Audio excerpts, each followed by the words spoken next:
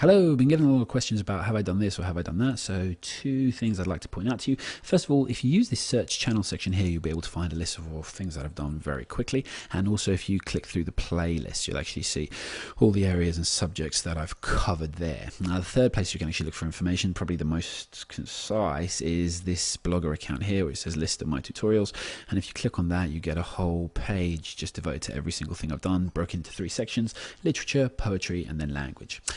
On top of that, if you're actually looking for the notes, which some people have requested, or if you go to the Facebook page over there, you'll find I'm going to add them all on to the notes section there. And while you're on the Facebook page, if you add and share, like and share, that would be very much appreciated. Yeah, onto the video. So we look now at On a Portrait of a Deaf Man. Excellent poem, very simple but very sad, and there is actually a lot to analyse after the surface. When I say simple here, I'm only referring to the language used. It flows very easily. So we start off then with structure. As always, you've got even stanzas all the way through, which kind of show respect. Again, like he's really thought about it and put this together as well as he could, because obviously he's remembering so many good things about his dad and all the things that shock him and in turn shock us. So as you can see, each stanza's 4 lines, and they're always evenly lengthed. Apart from, I mean, you could say the last line where he says, "I only see decay." Obviously, that's very short, but that's again for that line to be very, very striking. And that isn't really about his father. That one's obviously his reference, his arguing with God. The fact that that rhymes all the way through, a very simple rhyme scheme. Sorry, A B C D C D, etc., etc. As you're going through, and basically what we've got there is it gives us the form of something like a ballad, and a ballad was always a poem that kind of told a story or something for people to actually learn from. And this story there obviously is a story of his father, and while we originally think it's just simply about his father and the way his father was, it's actually, by the time we actually get to this last structure point here, it's actually all about an argumentation with God, or basically him explaining to God why he doesn't believe in him.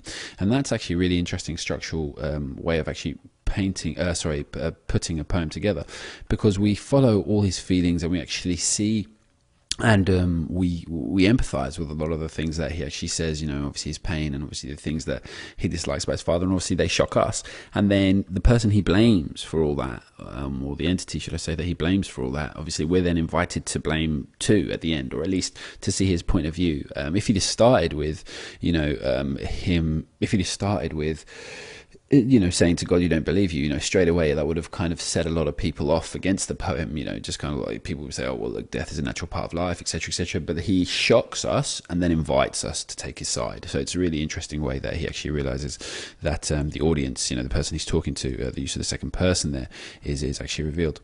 We have here in the last structural point I want to actually say is the shocking, is several shocking descriptions versus pleasant ones, which again keeps us off our toes. So we have, excuse me. We have, the food he actually used to like to eat, and then we have the idea of him just being filled with, his mouth being filled with mud in the ground. Again, that's what he's eating now. We have the idea of the look that he used to get at him smiling, and then we've got the idea of the maggots that are now in those eyes. So again, it's just kind of all these shocking descriptions, obviously, which give us a real feeling about death, and obviously, I suppose, could actually remind us of our own loved ones who are dead, and then thinking of them like that, and then maybe join the man in his disbelieving position. I don't want to say bitter, because the bitterness isn't really what comes through, especially you don't know how long after the person has died after his father's died that he's written this. So obviously a lot of grief can be expected. So what does it actually get us thinking about? Well, it gets thinking about the memory of the man, of his father, obviously. And obviously this portrait of him, the way he actually was, the simple things that he actually liked to eat, the simple things he liked to do in the walks, and obviously the kind of disability that he had in his life, of the not being able to hear which of the songs that the birds were actually singing, and then still having this great relationship with his son, and also what he didn't like, is also fear. A fear of death was always on his mind, and perhaps that's another thing that's actually made a big impression on the boy. There's obviously he's got a fear of death, or at least other people's death there in his mind. We've got the father's personality. We've got the apologies for jumping forward. We've got the horrors and fears of death the whole way through, with all the descriptions, again, like the maggots in his eyes, and then the fact that just the amount of death of the soaked marble covered earth, so that's with gravestones there, for Londoners to fill. And he's just basically saying ultimately that's where everyone ends up, because he's just saying that's all Londoners are going to do. They're just going to fit. Ultimately, they're going to just fill in this bit of ground. So again, it kind of talks about the fears of death, and obviously like the horrors of it in the descriptions. And this one's an excellent contrast to this one. He would have liked to have shaked people's hands, but now he's just got his finger bones sticking through finger ends. It's just as obviously his skin withers. So that's really obviously when you imagine the hand going out for a handshake while it's under the grave, it's very grim. And then the last meaning we have is obviously perhaps atheism or agnosticism, or maybe losing religion, because obviously we have this last stanza where he directly he challenges God. You God, you've treated him like this, you've done all this to him, you made him deaf, you made him die, you've got him rotting in the ground, and then you say save his soul and pray. And obviously it's in that because it's in speech marks here, it could be taken two ways. It could be taken, first of all, that he's just saying it, he's just quoting something, but also at the same time, it could be like, because he's adding it to a different voice with the speech marks, he could be mocking it and obviously being sarcastic about it. And then afterwards it says, you asked me to believe, and all I see is decay. So basically not only decaying in terms of obviously the body and obviously people dying, but he doesn't actually see any reason to believe. So in that way, his belief is decayed as well. And obviously that's where we get our idea of losing religion, etc. So the images then, obviously the images are absolutely, there's tons of them. And I really like this one of the Carrera soaked covered earth. It reminds me of, I remember actually going once to a graveyard where there had been a mass movement of the graves. So they'd actually taken all the graveyards from one space, it was in Switzerland, and they'd actually piled them into one area just because they wanted to save space. Like, believe it or not, graveyards are a premium in Switzerland, and so they just thrown all the headstones on top of this one patch, and basically it looked like someone had just thrown matchsticks, just all over, and just like box and box of matchsticks in one little area, and they were all just kind of standing up and on top of each other. And it was, that image comes straight into my head when I think of this, the tons of gravestones there. So you've got the grave just above, and then obviously you've got the grave down below with the maggots going in his eyes, and obviously his fingers coming out of his skin. So again, that's really, really strong. We've also got the image of the father's personality. So we can kind of like, he's very kind of proud in the best of sense, someone you'd be proud of. Obviously, just in that kind of the silent walks, maybe stoic to an extent. He liked simple things. He wasn't over the top, and even with this tie that he had, which is discreetly loud, I think that's really interesting because it just shows this man was full of confidence, but he didn't need to show it all the time. And obviously, the oxymoron there kind of helps us see that both these kind of characteristics were in the father, and obviously, like straight away, the kind and old face. So basically, even when the boy was young, his dad looked like he had an old face, and that's kind of so age is always kind of associated with wisdom and the way people grow, etc. So there's a lot that you can take from the father's personality. And then you could actually look at this idea of the image of nature, because it is referenced quite a few times, obviously with the birds, and obviously in those walks, and obviously the fact that he liked the rain-washed Cornish air. So it's kind of all these simple things just about nature, things that are always around us. And obviously, like in that same way, he's going to point out, death is also always around us. And now this person's actually become part of nature, even in the most horrible way, by becoming worm food in a way. And obviously it's still an image, even if it's not the most pleasant one.